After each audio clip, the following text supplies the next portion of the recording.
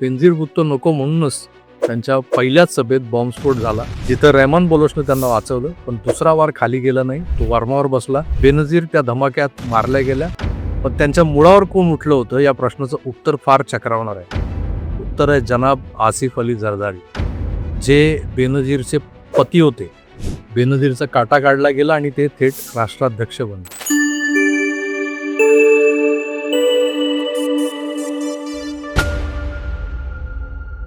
18 October 2007ची गोष्ट आहे. पाकिस्तानच्या कराचीमधली ही गोष्ट.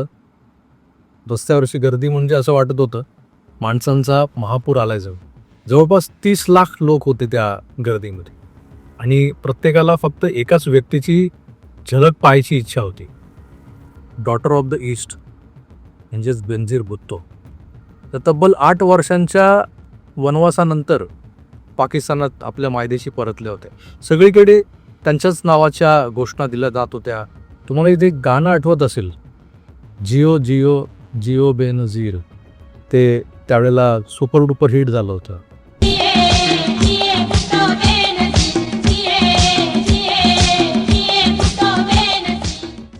अशा या संगीतमय आणि एकंदर धुंद अशा वातावरणात एक अदृश्य असा एक धोका तिथं त्या वातावरणात प्रिव्हील होत होता. एका अदृश्य धोक्याचं सावट होतं आणि नेमकं तेच झालं. अदृश्य धोका काय? राहून राहून वाटत होतं ती जी भीती होती ना, ती भीती खरी ठरली. रात्रीचे 9, 9:30 झाले असतील आणि अचानक पहिला एक जोरदार स्फोट झाला तिथं. त्यापाठोपाठ दुसरा स्फोट झाला. काही वेळापूर्वीचा सारा माहोल जो होता तो बदलला. एक राजकीय रॅली होणार होती तिथं. आता घोषणा नव्हत्या, तर लोकांच्या किंकाळ्या ऐकू येत होत्या. आग होती आणि सुमारे 140 मृतदेह त्या ठिकाणी पडलेले होते. त्या धावपळीत, धुरांच्या लोटात आणि RDXच्या उग्र वासात एक व्यक्ती बेनझीर भुत्तो यांच्यासमोर ढाल बनून उभी होती. त्यानं बेनझीरांना सुरक्षा गराड्यातून बाहेर काढलं, आपल्या गाडीत बसवलं आणि सुरक्षितपणे बिलावल हाऊसपर्यंत पोहोचलं. बिलावल हाऊस म्हणजे भुत्तोंचं निवासस्थान. आश्चर्याची गोष्ट म्हणजे ती व्यक्ती ना ती पोलीस अधिकारी होती, ना तो कमांडो होता, ना कोणी सुरक्षा रक्षक. खाजगी सुरक्षा आरक्षकही नव्हता. खरं तर तो होता पाकिस्तानचा एक वॉन्टेड गुन्हेगार. कराचीच्या अंडरवर्ल्डचा असा चेहरा ज्याच्या नावानं अख्खं शहर घाबरायचं, थरथरायचं. तो एक गँगस्टर होता, जो त्या रात्री देशाच्या माजी पंतप्रधानांचा चीफ सिक्युरिटी ऑफिसर बनला होता. धुरंधर चित्रपट रिलीज झाला आणि त्यानंतर त्याच्या वेगवेगळ्या पैलूंवर चर्चा होताना दिसतात. आपल्या शेजारच्या पाकिस्तानात तर या सिनेमानं एक राजकीय वादळच उभं केलेलं आहे. चित्रपटात रेहमान डकेत या गुंडाला पाकिस्तान पीपल्स पार्टीच्या जवळचा वगैरे असं दाखवण्यात आलंय आणि याच मुद्द्यावरून वाद पेटलाय. मी आज तुम्हाला याच विषयी थोडंसं सविस्तर समजावून सांगणार आहे की रेहमान डकेत आणि पाकिस्तान पीपल्स पार्टी PPP यांच्यातल्या संबंधांचं नेमकं सत्य काय. हा राजकीय संघर्ष समजून घेण्यासाठी आपल्याला थोडं मागे म्हणजे 1947च्या फाळणीच्या काळात जावं लागेल. 47ला जेव्हा भारताची फाळणी झाली तेव्हा लाखो मुस्लिम भारतातून स्थलांतर करून पाकिस्तानात गेले. त्यातले बहुतांश लोक उर्दू भाषिक आणि सुशिक्षित होते. हे लोक संपूर्ण पाकिस्तानात न पसरता, म्हणजे तो जो काही पाकिस्तान दिसतो आपल्याला, पूर्व पाकिस्तान आणि पश्चिम पाकिस्तान असे 2 तुकडे झाले होते. त्यातल्या पश्चिम पाकिस्तानबद्दल मी बोलतोय. पूर्व पाकिस्तानात मॅक्सिमम बंगाली भाषिक मुसलमान गेले होते. आता हे जे काही पश्चिम पाकिस्तानात जे लोक गेले होते ते त्या संपूर्ण पाकिस्तानात पसरले नाहीत. थेट देशाची आर्थिक राजधानी जी होती कराची, ती खऱ्या अर्थानं वसली होती. शहर वसलं होतं, तिथे जाऊन स्थायिक झाले. त्यांना तिथे मुहाजीर म्हटलं जायचं. मुहाजीरचा अर्थ होतो निर्वासित. 1970चं दशक येता येता या मुहाजिरांना असं वाटू लागलं की पाकिस्तानच्या राजकारणात त्यांना बाजूला सारलं जातंय. तिथे सिंधी आणि पंजाबी या लोकांचं वर्चस्व वाढत होतं. आता या भीती आणि संतापामधून एका नवीन आंदोलनाचा जन्म झाला. 1978ची गोष्ट आहे. कराची युनिव्हर्सिटीच्या एका विद्यार्थ्यांनं एक संघटना स्थापन केली. विद्यार्थ्याचं नाव होतं अल्ताफ हुसेन आणि संघटनेचं नाव होतं ऑल पाकिस्तान मुहाजीर स्टुडंट्स ऑर्गनायझेशन. हीच विद्यार्थी संघटना पुढे जाऊन एक राजकीय पक्ष बनली, मुहाजीर कौमी मुवमेंट, MQM. 1980च्या दशकापर्यंत MQMने कराचीच्या रस्त्यांवर आपली हुकूमत प्रस्थापित केली होती. हा असा पक्ष होता जो आपल्याकडे एक पक्ष आहे त्याच्याशी मिळता जुळता, जो मतपेटीत जेवढा मजबूत होता तेवढाच रस्त्यावर लढण्यातही पटायत होता. असं म्हटलं जातं की MQMने शहरात समांतर सरकार चालवायला सुरुवात केली होती. पाणी, वीज, नोकऱ्या आणि अगदी पोलिसांवरही त्यांचाच प्रभाव होता. आता या खेळात एंट्री होते दुसऱ्या एका मोठ्या पक्षाची. त्या पक्षाचं नाव पाकिस्तान पीपल्स पार्टी, PPP. हा मुळात सिंध प्रांतातला पक्ष होता. बेनझीर भुट्टो यांच्या त्या सगळ्या प्रांतातला, म्हणजे त्यांचाच पक्ष. पण कराची जी सिंधची राजधानी आहे तिचं त्यांचं काही चालत नव्हतं. कराची हा PPPचा बालेकिल्ला बनला होता. आता PPP समोर एक मोठी अडचण होती. त्यांच्याकडे कराचीमध्ये मतं तर होती, विशेषतः लियारीसारख्या भागात जिथे बलुचिस्तानमधून निर्वासित झालेले बलोच लोक मोठ्या प्रमाणात होते. पण मुहाजिर कोमी मुवमेंटची जी स्ट्रीट पॉवर होती, जे त्या स्ट्रीट पॉवरच्या म्हणजे सोप्या भाषेत सांगायचं खळखट्याच्या तोडीचा मुकाबला करण्यासाठी PPPकडे ताकद नव्हती. जेव्हा जेव्हा राजकीय संघर्ष व्हायचा तेव्हा MQMचं नेटवर्क त्यांच्यावर भारी पडायचं. त्यामुळे PPPला अशा एका माणसाची गरज होती जो या गुंडागर्दीला गुंडागर्दीनंच कापेल, त्यांच्याच भाषेत उत्तर दिलं. आणि हा शोध संपला लियारीच्या चिंचोळ्या गल्ल्यांमध्ये. याच लियारीत एक नाव वेगानं उदयाला येत होतं, सरदार अब्दुल रहमान बलोच, ज्याला पुढे सगळे रहमान डकेत म्हणून ओळखू लागले होते. आधीपासूनच लियारी हा भाग PPP आणि भुट्टो कुटुंबियांचा बालेकिल्ला मानला जायचा. आणि याच लियारीत राहणाऱ्या रहमानच्या घरात गुन्हेगारी ही काही नवीन नव्हते. त्याचे वडील दादल आणि काका शेरू 1960 पासून कराचीच्या अंडरवर्ल्डमध्ये सक्रिय होते. आता हे अंडरवर्ल्ड काय होतं त्यावरही मी एक वेगळा एपिसोड करणार आहे. पण हे जे लोक होते ते निव्वळ गुन्हेगार नव्हते. ते तत्कालीन मुस्लिम लीगसाठी मॅन अँड मसल पॉवर म्हणून काम करायचे स्वातंत्र्यपूर्व काळात. तर गर्दी जमवायची असेल किंवा विरोधकांना घाबरवायचं असेल त्या गर्दीच्या जोरावर, तर ते त्यांचं काम होतं.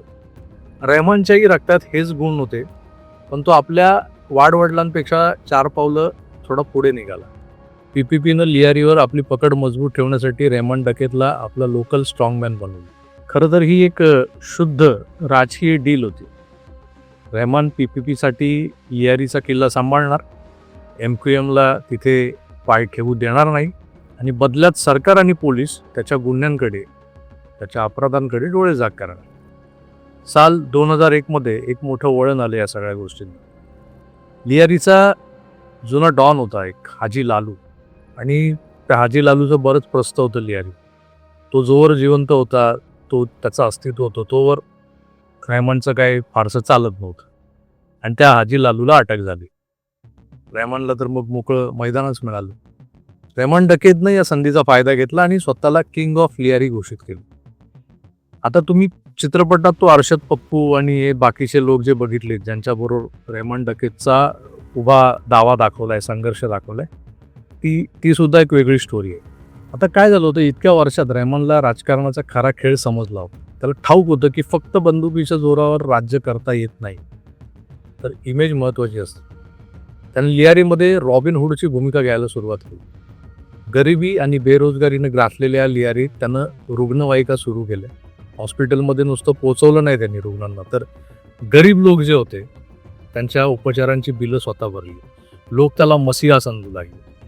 तर PPPलाही नेमका हाच माणूस हवा होता, जो मतही मिळवून देईल, सहानुभूती निर्माण करेल आणि विरोधकांनाही खेचून काढेल, ज्याच्याकडे मसल पॉवरही असेल. पण पडद्यामागे त्याचं खरं काम चालू होतं. हे सगळं रॉबिन हुडगिरी दाखवायला होती. मागे तो ड्रग्ज, जुगार आणि अपहरण.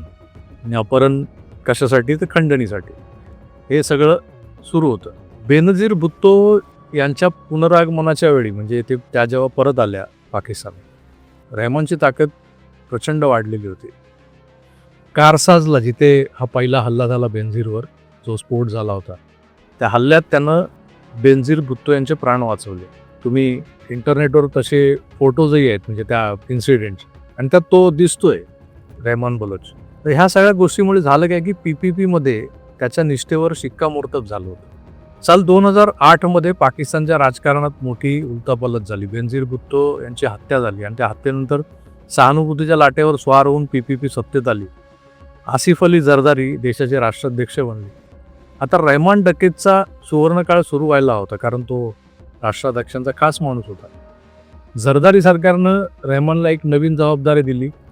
MQMचा प्रभाव कमी करण्यासाठी, त्यांचे वोट्स कापण्यासाठी त्याला एक संघटना, एक पक्ष बनवायला सांगितले गेले. आणि त्या पक्षाचं नाव जे होतं, सिनेमात पाहिलं तुम्ही, पीपल्स अमन कमिटी, PAC. ही खरं तर मिलिशिया होती, म्हणजे एक सशस्त्र टोळीच होती. हिचा उद्देश काय होता तर कराची आणि विशेषतः लियारीला सुरक्षित ठेवणं. पण कोणापासून? पोलिसांपासून नाही, तर MQM पासून. रहमाननं या कमिटीच्या माध्यमातून संपूर्ण शहरावर आपलं जाळं पसरवलं. तो आता स्वतःचं एक प्रकारचं समांतर असं सरकार तिथं चालवत होता. पण इथूनच कथेला एक असं वेगळं वळण लागलं, ज्याला इंग्रजीत बूमरँग म्हणतात ना, म्हणजे आपणच निर्माण केलेला राक्षस आपल्यावर उलटतो.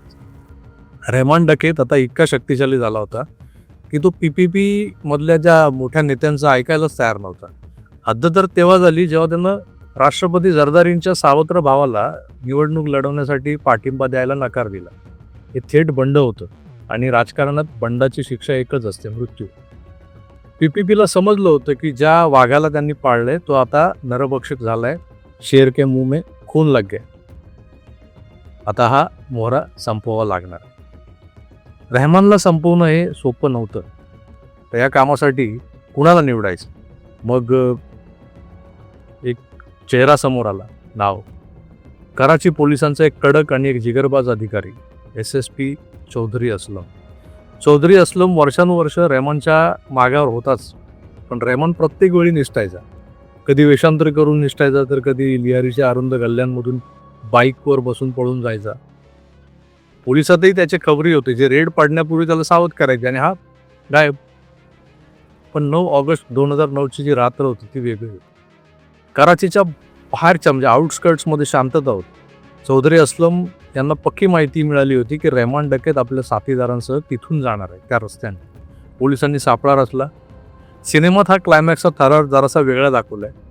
प्रत्यक्षात कराची शहराच्या बाहेरून जाणारा रिंग रोड जो काहीसा निर्जन असायचा, रस्त्याच्या दोन्ही कडेला झाडी होती, त्या रस्त्यावर एका स्पॉटवर रहमानची गाडी येताच पोलिसांनी त्याला घेरलं. रस्त्यावरील जे दिवे होते ते असे उघडझाप करत होते आणि त्या अंधुक प्रकाशामध्ये गोळीबार सुरू झाला. दोन्ही बाजूला अत्याधुनिक शस्त्र होती आणि त्या आवाजानं पूर्ण परिसर हादरला होता. हे जे काय चाललं होतं ते साधंसुधं एन्काउंटर नव्हतं, एक चकमक नव्हती, हे एक प्रकारचं युद्ध होतं. दोन्ही बाजूंनी जोरदार गोळीबार झाला आणि जेव्हा बंदुका शांत झाल्या तेव्हा रस्त्यावर एक मृतदेह पडलेला होता. तो मृतदेह होता कराचीचा बेताज बादशाह रहमान डकेतचा. MQMचं वर्चस्व मोडण्यासाठी PPPनं रहमान डकेत सारख्या पात्रांना जन्म दिला. त्यांना वाटलं होतं की आपण सेफ साईड या आगीशी खेळू, आपल्या हात काय भाजणार नाही. पण एक वेळ अशी आली की याच आगीनं संपूर्ण कराची शहर बेचिराग केलं. शहराला आग लागली, शहर होरपळून निघालं. या स्टोरीतला एक महत्त्वाचा भाग, बेनझीर भुट्टो या लष्कराच्या कारवाईला टाळून देशाबाहेर पळाल्या होत्या त्या जेव्हा पहिल्यांदा पंतप्रधान झाल्यानंतर. त्या परत येऊन निवडणुका लढवणार हे समोर दिसत होतं. पण त्यांच्या करिश्म्यानं PPP निवडणुका जिंकली तर असती आणि पंतप्रधानही बेनझीर भुट्टोच बनल्या असत्या. त्यांच्या नावावर मतं तर मिळवायची होती, पण त्या PM बनलेल्या नको होत्या, राष्ट्राध्यक्ष बनलेल्या नको होत्या. त्यावेळेला जे काही पाकिस्तानची जी काही लोकशाही संरचना होती त्यानुसार. आणि बेनझीर भुट्टो नको म्हणूनच त्यांच्या पहिल्याच सभेत बॉम्बस्फोट झाला, जिथं रहमान बोलोचनं त्यांना वाचवलं. पण दुसरा वार खाली गेला नाही, तो वारमावर बसला. बेनझीर त्या धमाक्यात मारल्या गेल्या. पण त्यांच्या मुळावर कोण उठलं होतं या प्रश्नाचं उत्तर फार चक्रावणार आहे. उत्तर आहे जनाब आसिफ अली झरदारी, जे बेनझीरचे पती होते. बेनझीरचा काटा काढला गेला आणि ते थेट राष्ट्राध्यक्ष बनले. हा कट कसा शिजला? रहमान बलोच आणि दाऊद इब्राहिम यांचं नाव या कटा संदर्भात घेतलं जातंय. सिनेमातही मला वाटतं त्याचा उल्लेख आहे. ती स्टोरी नेमकी काय हे समजून घेऊया, पण पुढच्या कुठल्या तरी एपिसोडमध्ये. मी एक वेगळा एपिसोड त्यावर बनवणार आहे. तुर्तास मी इथेच थांबतो. पुन्हा भेटूच. तोवर आपली काळजी घ्या आणि पाहत राहा आपलं आवडतं YouTube चॅनल आकार रिजनल. धन्यवाद. नमस्कार.